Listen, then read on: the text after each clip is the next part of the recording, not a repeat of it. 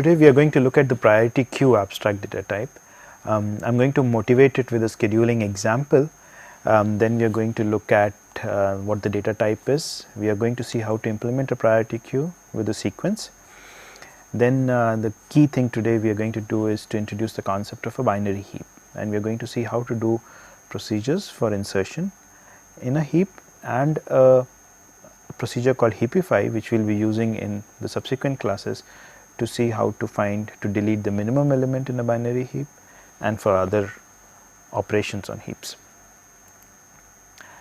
So, we have a multi-user computer system. That is a system in which there are multiple users who can submit jobs at different points in time.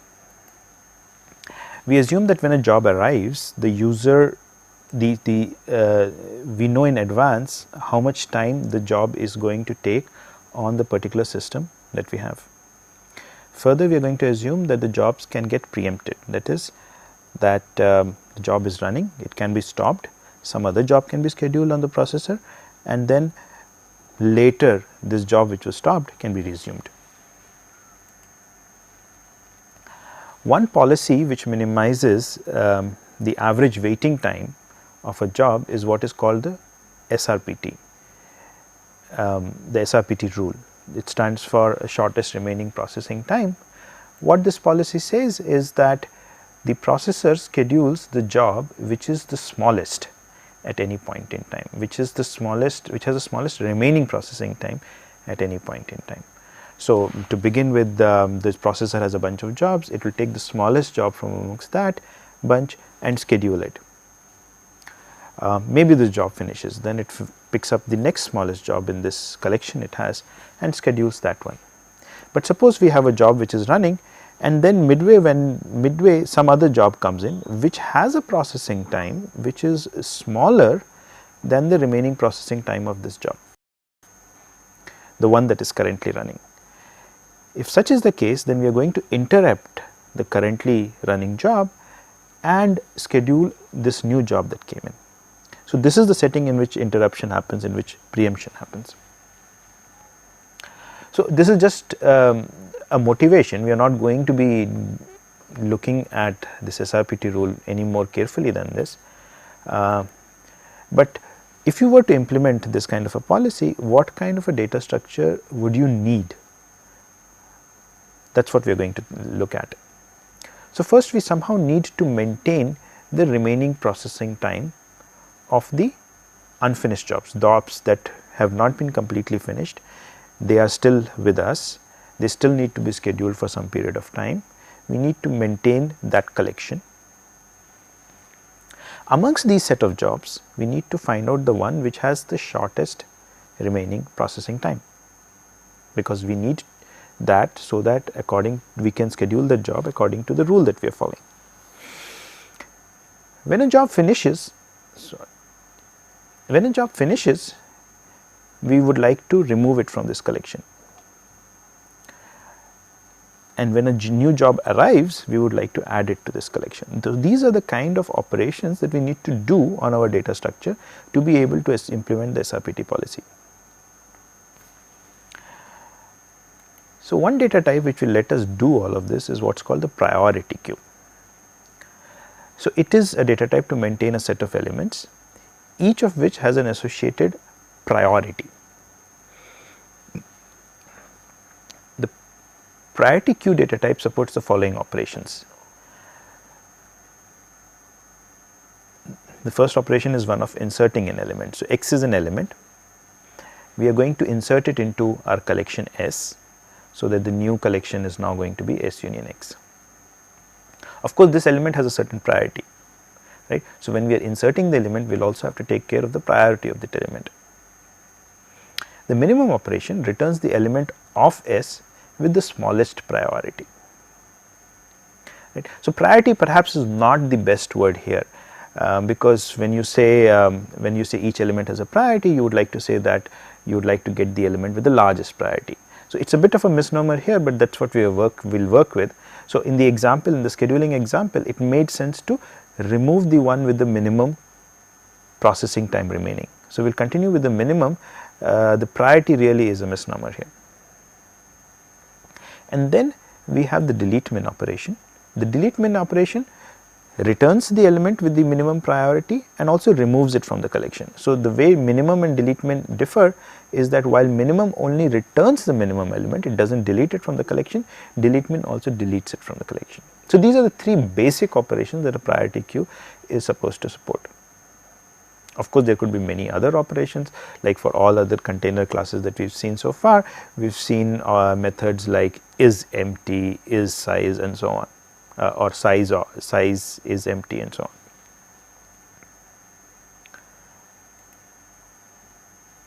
So, one thing that we require on the priorities is a total order, and let me come to that.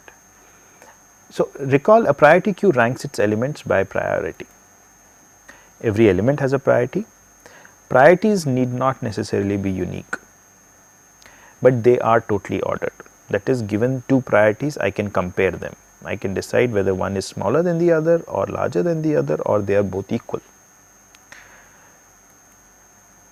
So, there is a total order which will, let us say, denote by less than or equal to on the priorities. These priorities need not be integers, they could be anything at all, but there is definitely some kind of a total order on these priorities.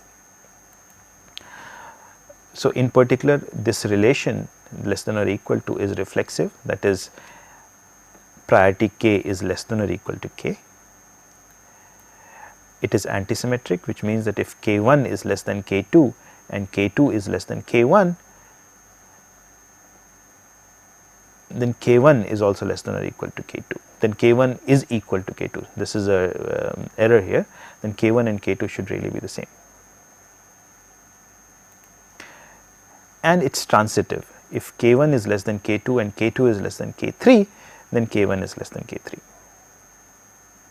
Right? So, these are the properties of a total order relation, and we will assume that the priorities that we have satisfy a total order relation.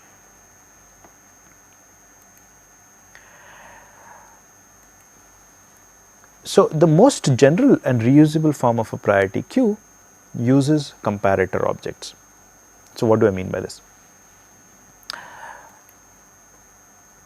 So, recall that we said that in a priority queue each element has a priority associated with it, and the priorities, there is a total order on the priorities. So, if I want to put any kind of an object into my priority queue, I should have a mechanism of comparing the priorities of the objects in the queue.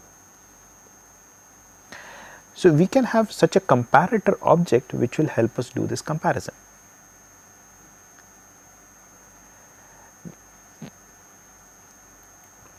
So, the comparator object, all it does is it specifies the methods which will help us compare two priorities.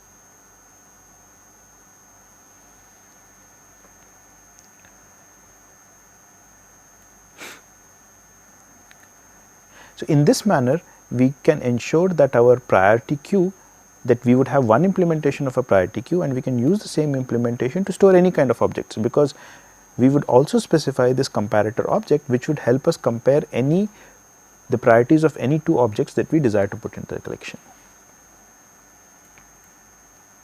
So, the comparator abstract data type would include methods like is less than or equal to, is greater than or equal to, and whether it is comparable or not.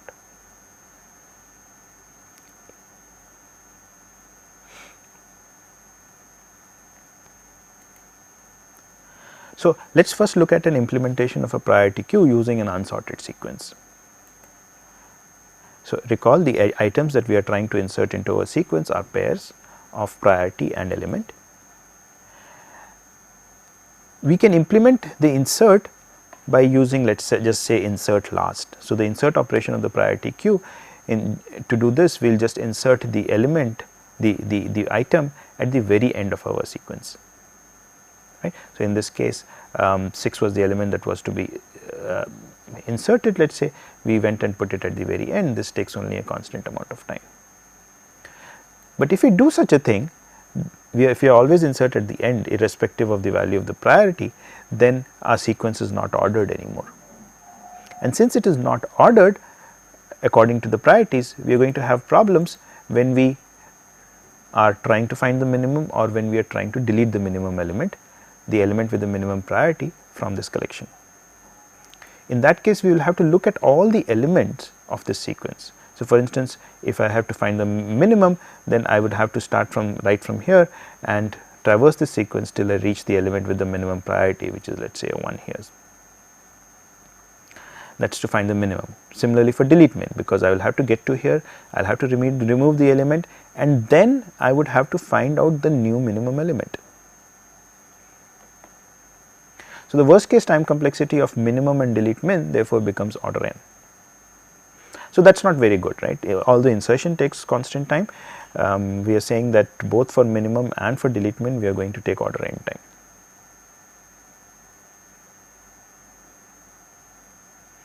So, how about using a sorted sequence to try and implement a priority queue? So, now we are going to have a sequence in which the elements are sorted with increasing priorities, that is, the element with the smallest priority is sitting right at the front of our sequence. So, in which case minimum and delete min are just going to take a constant amount of time, right. Minimum element, as I said, is the element at the front of our sequence. So, we will just be able to retrieve the minimum element in constant time. Similarly, to delete it, we just have to delete the minimum element and then delete the minimum element from the front of the sequence. So, this is what your sequence would look like now. Note that the element with the minimum priority is sitting right at the front here. But now the problem is, if you have to do the insert operation, if I have to insert, let us say, an element with priority 7, I will have to traverse this sequence till I come to the right position and put the element there. So, in the worst case, insert could now take order n time. Yeah. In this example, I am inserting 8, which can be inserted either before this 8 or after this 8, and in this case I am taking time proportional to the length of the sequence. So, priority queues find many applications. I gave you an example of scheduling. They are also used quite heavily in event simulation, in discrete event simulation, and they are used as a building blocks for many other algorithms. We are going to be seeing more algorithms in this course, let us say Dijkstra's algorithm, which would require a priority queue data structure to be able to efficiently implement the algorithm. And today what we are going to see is how to use a heap, a data structure called a heap, to implement a priority queue. So, we saw two methods to implement a priority queue, an unsorted sequence and a sorted sequence, and both of them had their problems. In the case of an unsorted sequence, the delete min operation and the minimum operation would take order n time, and in the case of a sorted sequence, the insert operation would take order n time, right, while the other operations were constant time operations. So, we would like to have a data structure which would insert all these, which would do all these three operations, insert, delete min and minimum, very efficiently. So, what is a heap? So, when we say heap, we typically mean what is called a binary heap. So, a binary heap is a binary tree that stores the priorities or the priority element pairs at the nodes, right. So, in the rest of this class I am just going to show the nodes as containing the priority of the element, and the element is sitting somewhere here also. So, they could be storing only the priorities or the priority element pairs. Now, the heap has two properties. So, one is the structural property. This binary tree, in this binary tree all levels are full. So, this is level 0. It can have only one node, it has one node. Level 1 can have 2 nodes, it has 2 nodes. Level 2 can have 4 nodes, it has 4 nodes. Level 3 can have 8 nodes, it has only 5 nodes. So, all levels except the last level are full, and the last level is what we will call left filled, which means that all the elements on the all the nodes on the last level are as left as possible. So, there could be 8 elements there are only 5, but these 5 nodes would be the ones which are the first 5 if I were to move left to right. So, that is the structural property of a binary heap. The other property is what I call a heap property, and the heap property simply says the following: the priority of a node is at least as large as that of its parent. for any node, its priority has to be larger than the priority of its parent. So, this picture here does satisfy both of the properties, structural as well as heap. Consider any node, its priority is at least as large as the priority of its parent, right. You can take any node. I can restate this, I can also say it in the following manner: the priority of any node is less than or equal to the priority of its children. So, sometimes we will also think of it in this manner: priority of any node is less than or equal to the priority of its children. There might be two children, there might be only one child, as is the case here. In this case, the priority of this node has to be less than the priority of its lone child.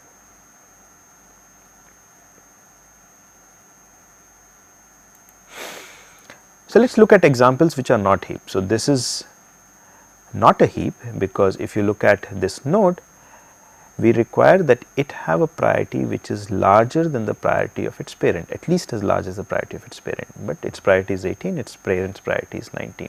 So, this violates the heap property. This does not violate the heap property, but as you can see, this node is empty, it is not. So, this last level is not left filled. We would like that if there were only 4 nodes at the last level, then they should appear as the first 4 nodes of this binary tree. They should appear as the first 4 nodes on the last level of this binary tree. Now, how does one find the minimum element in a heap? So, suppose I give you a heap. What is a heap? A heap, recall, has these 2 properties. One is a structural property, the other is a heap property. Suppose I give you a heap. How does one find the minimum element? The claim is that the minimum element, the element with the smallest priority, always sits at the top of the heap. By the top of the heap, I mean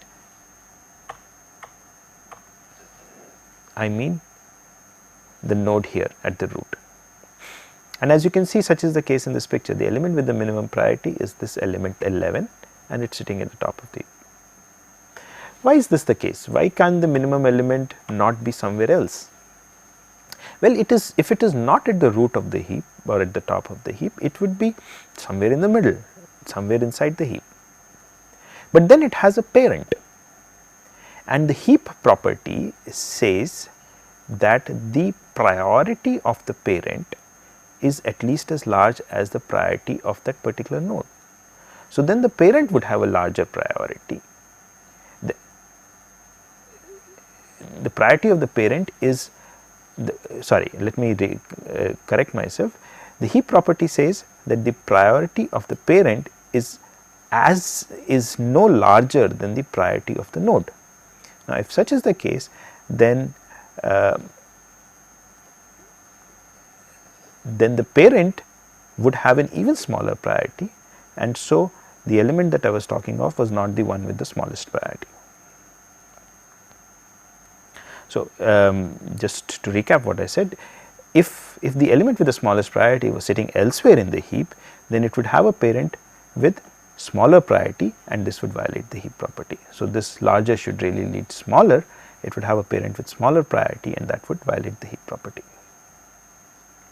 Hence, the minimum can be done in constant time, because we just need to go to the root element to find the element with the smallest priority.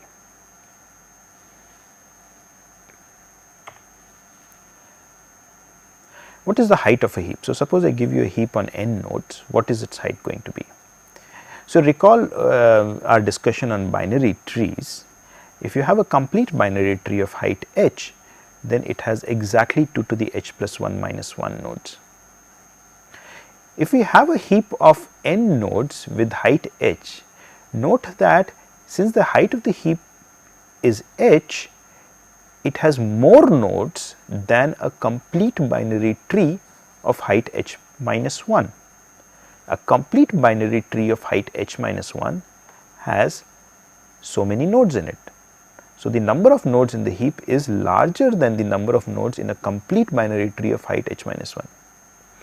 A complete binary tree of height h has 2 to the h plus 1 minus 1 nodes, and the number of nodes in our heap is less than or equal to this quantity. So, this inequality holds. N is strictly larger than 2 to the h minus 1 and less than or equal to 2 to the h plus 1 minus 1. So, I can rephrase this as n equals the floor of log of h.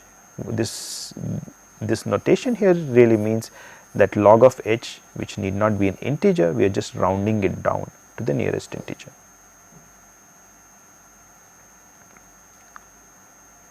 So, I hope this is clear to everyone. The number of, okay, this is a mistake, this should read h equals log of n. So, the height of a heap is log of the number of nodes. So, just interchange this h and n please, this is an error on this slide. So, if n lies between 2 to the h and 2 to the h plus 1 minus a 1, then h is log of n. How does one implement a heap? So, recall that till now we were saying that a heap is this kind of a binary tree. We can of course implement a heap using a binary tree, but it is much simpler to implement a heap using an array. So, let us see what I mean here. So, this is level 0 of the array, this is level 0 of my heap, this is level 1, level 2 and level 3 of the binary tree corresponding to this heap.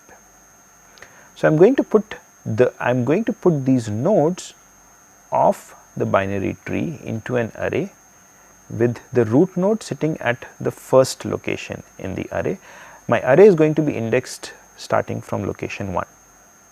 So, 11 comes here, 17 and 13. So, the next level would follow and we would go left to right. So, 17 would be the next element, 13 would be the one after that, then 18, 21, 19, 17, 43, 23, 26.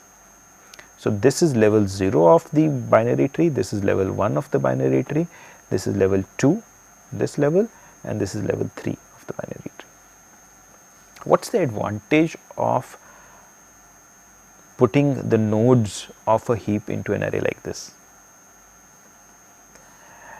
So, suppose I look at a node at location 5, let us say node 21, and I want to find out the parent of this node in the heap. Then all I have to do is take 5 divided by 2, take the floor. So, 5 by 2 floor is 2. So, the parent of 21 in this heap is going to be 17, which is the case here.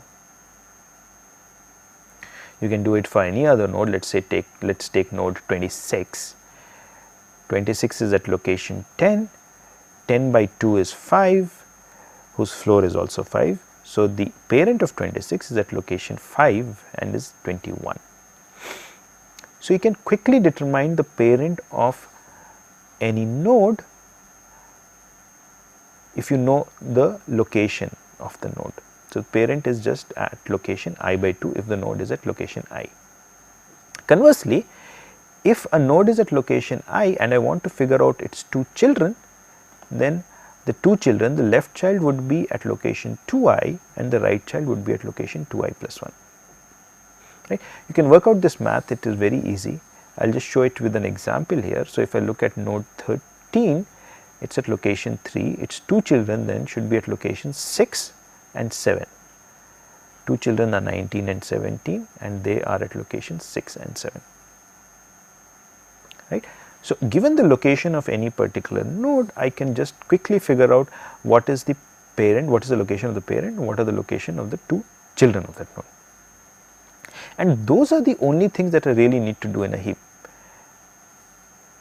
And the heap property is really saying that if the element, so if I is a location, parent of I is the location of its parent and A of parent of I, A is the array which is holding these priorities.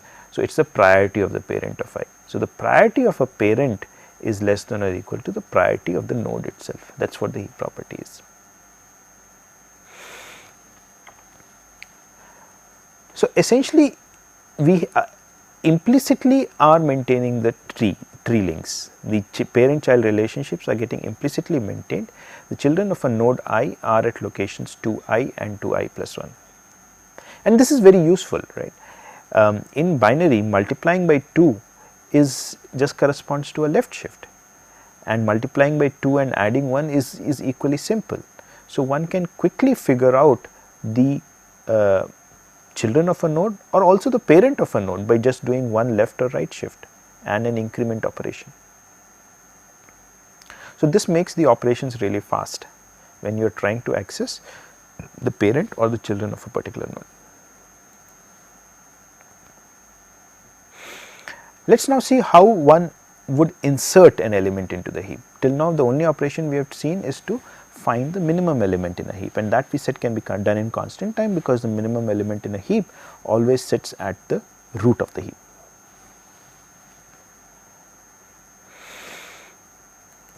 So, suppose I wanted to insert 12 into this heap. What would I do? Well, right now this heap has 3, 7 and 12 nodes in it. If I insert 12, this heap is going to have 13 elements in it. If it has 13 elements in it, then structurally I should have another node here. So, that is the first thing I would do. I would first create a node here, right, and let me now put 12 into it. Of course, structurally this does satisfy the structural property of a heap, but it is not a heap because it violates the heap property. This node should have lesser priority than its 2 children. It does not. It has higher priority than this child. So, we need to take care of that. So, since this has lesser priority than this, we need to swap this thing. We do that in this manner. We will swap these 2 elements. Now, the heap property is satisfied here, no problem. This has lower priority than its 2 children, but it is violated here. This does not have lower priority than its 2 children. So, we should then swap this in this. We do that now. So, the heap property is also now satisfied here. Now, could it be, since we have changed the content of this node, could it be that the heap property is violated at this node? Let us look. This has priority 11, this has 17, this has 12, this has lesser priority than both its children. So, the heap property is satisfied here, no problem at all. So, we are done, we are done with the insertion of 12. So, all we did was create a new node, put 12 here and then move 12 up so as to maintain the heap property. So, we saw that 12 had a lower priority than its parent. So, we swapped 12 and its parent. Then once again we saw that 12 had reached here, 12 had a lower priority than its parent. So, once again we swapped 12 and its parent. 12 now reached here, but now 12 does not have a lower priority than its parent. So, we stop. Let us see if we were to insert another element. Let me insert 8 into this heap. So, once again 8 would come at this location. So, I put in 8 here. 8 now 8 has a lower priority than its parent. This violates the heap property. So, we would swap 8 and 17. Once again 8 has a lower priority than its parent. This node has a lower priority than its parent. So, we would swap 8 and 12. Once again this has lower priority than its parent. So, we would swap 8 and 11. And now we are done. This is now a heap with 8, the element that we inserted last, now coming at the root of the heap, and in fact it should come there because this is the minimum element, the minimum priority element in the entire heap. So, let us look at insertion again from a slightly different point of view. So, we again have the same heap as before and we are trying to insert 12.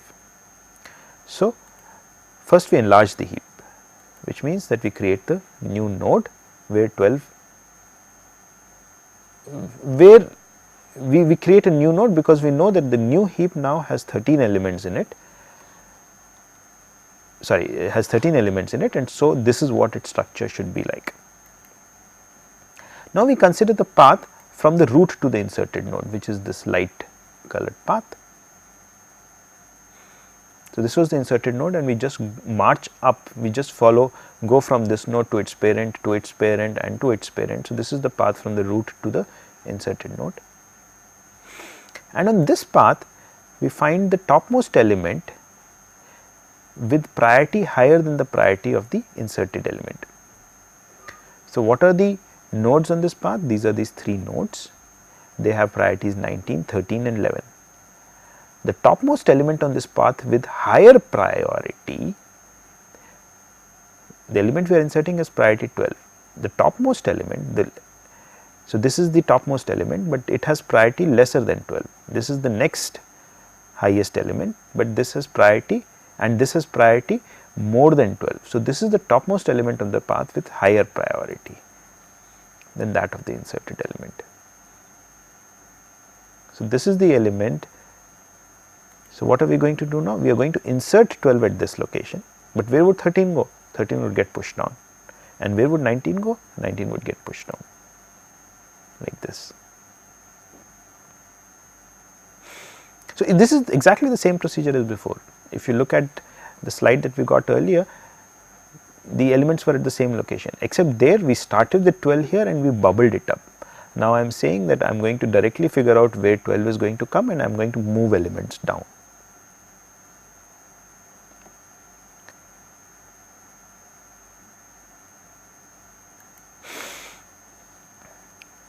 Let us argue correctness. Let us argue that this procedure of insertion is really correct. And for this we will look at this other view of insertion that we saw on the previous slide. So, the first claim is that the only nodes whose content changes are the ones on this path. This is the path that we considered, which is the path from the newly inserted node to the root, and we are changing only the contents of this. So, we are in fact only changing the contents of this part of the path. So, if the heap property is getting violated, the heap property can be violated only at the children of these nodes. It could be that for this node, since we are modifying this content, it might be that the new priority of the parent is larger than the priority of this guy, or the new priority of this of the parent of this node is larger than the priority of this guy. That would be a violation of the heap property. So, it is only for these 2 pink colored nodes that the heap property might be violated. But what is happening? What are the new contents of 31 and what are the new contents of the parents of 31 and 17? Right? 31 is 19. What is the new content of this going to be? Well, if you recall, 19 was getting moved down, 13 was coming here and 12 was reaching there. So, the new content of this node is 13 and not 9 is 13, which is only going to be less than this. So, the new contents of any node are only going to be either the newly inserted element or the parent of that node. The new content of this is going to be the content of its parent, and the content of the parent is already smaller, already has a lower priority than the priority of this guy. So, the priority of each node is only going to reduce. So, the priority of this guy is going to reduce because 13 is going to move here. The priority of this guy is going to reduce because the newly inserted element 12 is going to come here. And recall from our choice of path that this was picked as a node with higher priority than the priority of the element that was getting inserted. So, since this is higher than this, the priority of this is also going to reduce as a consequence of the insertion procedure. So, the priority of all of these nodes are only going to reduce as a consequence of the insertion procedure, and hence the heap property would not get violated. So, these are going to be the new priorities of these nodes. We said that the heap property could be violated for this guy or for this guy. They should also have been pink. It could be violated for this or this, but earlier its parent had a priority 19, now it has a priority 13. Earlier the parent of this guy had a priority of 13, now it has a priority of 12. So, priorities are only reducing, and if they are only reducing, then if earlier this had a priority which was smaller than the priority of this guy, it continues to have a priority which is smaller than the priority of this guy.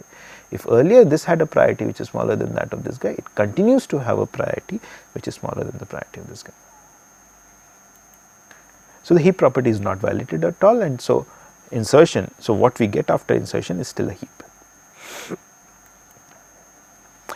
I am now going to look at another procedure called heapify, which we are going to use as I mentioned at the beginning of the class, we are going to use for the other methods that we have to do on a heap. So, I am now assuming that my heap is kept in an array A, and I is an index into this array. So, heapify takes as parameters an index into the array A. Now, the binary tree is rooted at the two children of I. Left I and right I are the two children of I. The binary trees rooted at these two locations are, let us say, already heaps. But it might be the case that the heap property is violated at this node I, that is A sub AI might be larger than its children. This should actually read larger, so that it is violating the heap property. So, AI might be larger than its children and thus violates the heap property. So, now heapify is a method which tries to maintain the heap property, makes the binary tree rooted at I a heap by suitable modification, and we will see what this is in a second. So, let us look at this structure. This is not a heap, because this node right here at the very top has priority which is larger than the priorities of its two children. Yeah. But this binary tree, if I were to just restrict myself to this part, right, is a heap. Why? It does satisfy the heap property. Every node has a priority which is smaller than the priority of its two children. This has smaller priority than its two children, this has smaller priority than its two children, this has smaller priority than its two children. Similarly, this here is a heap. Structurally as well as it does satisfy the heap property. Each node has priority smaller than its two children.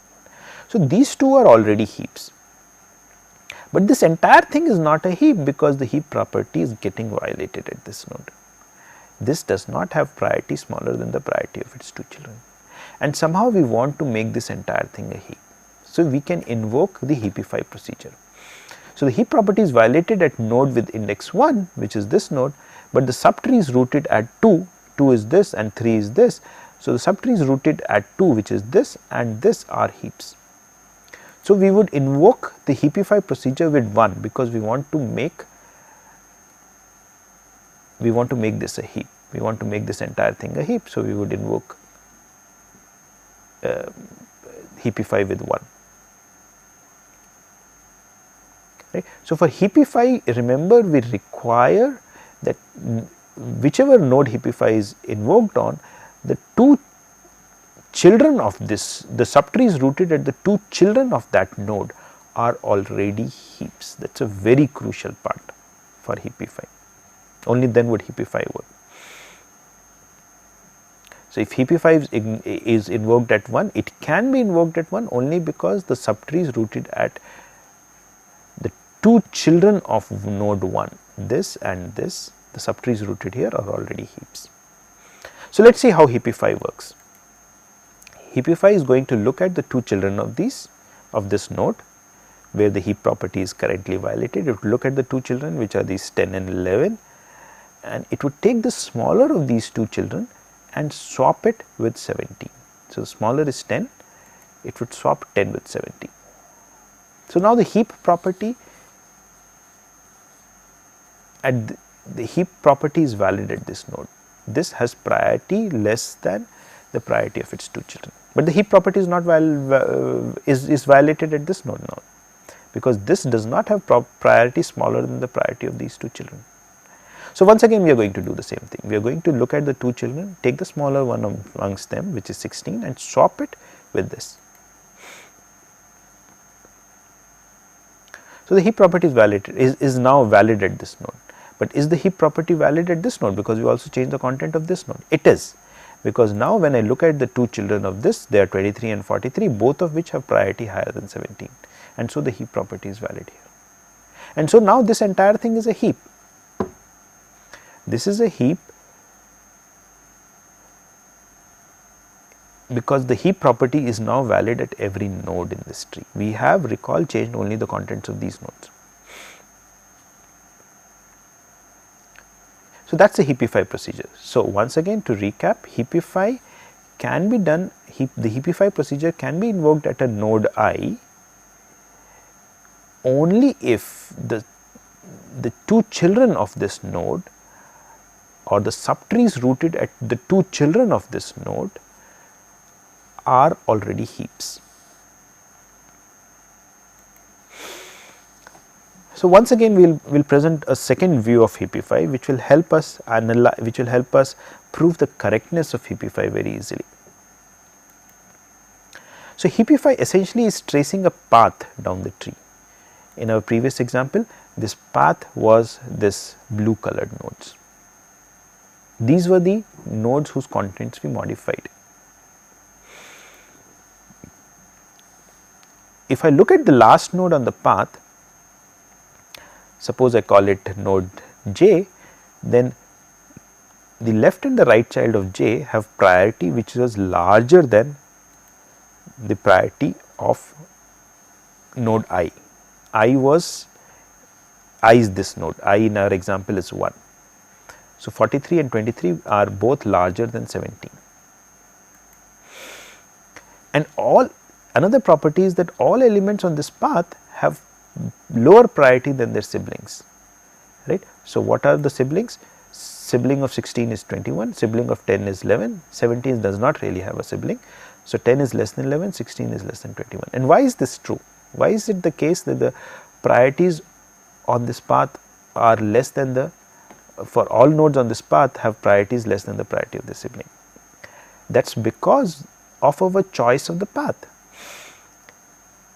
We went left here, we came left because because we compared 10 and 11 and we picked 10, so that we could then swap it with here. And then when we came here, we compared 16 and 21 and we picked 16. So, just from the way we constructed our path, this statement really follows. Now, what are we really doing in heapify? In heapify, what we are really doing is that we are moving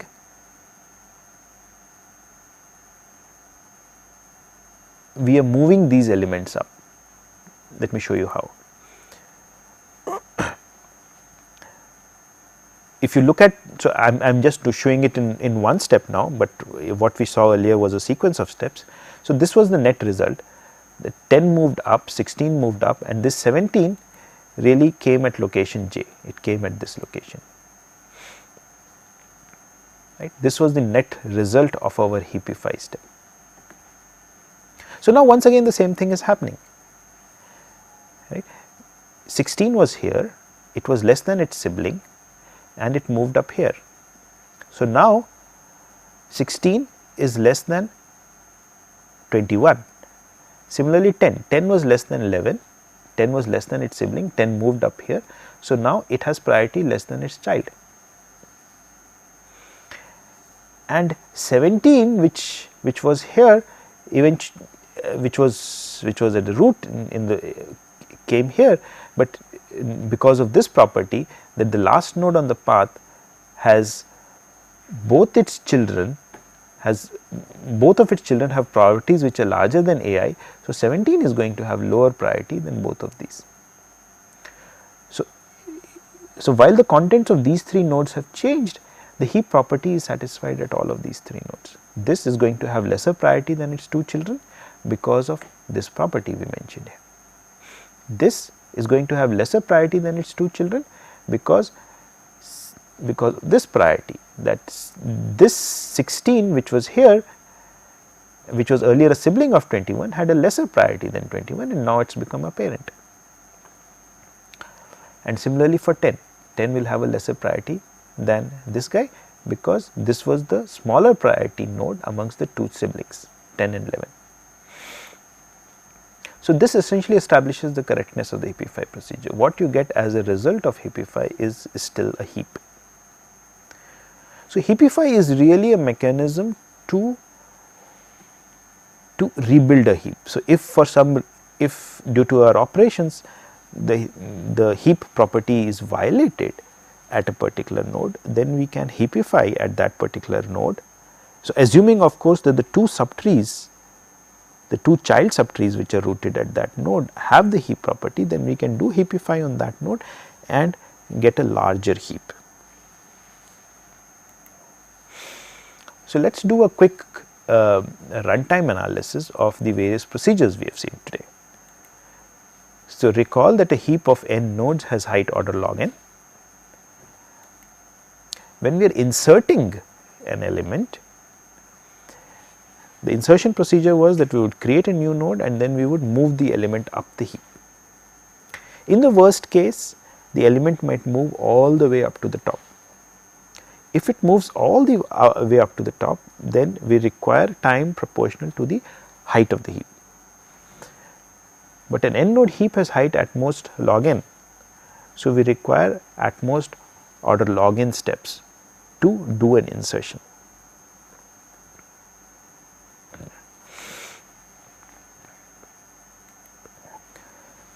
The other procedure we looked at today was the heapify procedure. In the heapify procedure, on the other hand, the element moved down the heap. We took the element, so if we are invoking heapify at node I, we looked at node I, we looked at the two children of node I, we took the smaller of the two children and swapped it with node I, and continued the process till the element came down and the heap property was eventually satisfied. So, in the worst case, the element might move down as many steps as the height of the heap, but the height of the heap is only order log n. So, in the worst case, the time taken for heapify is also order log n.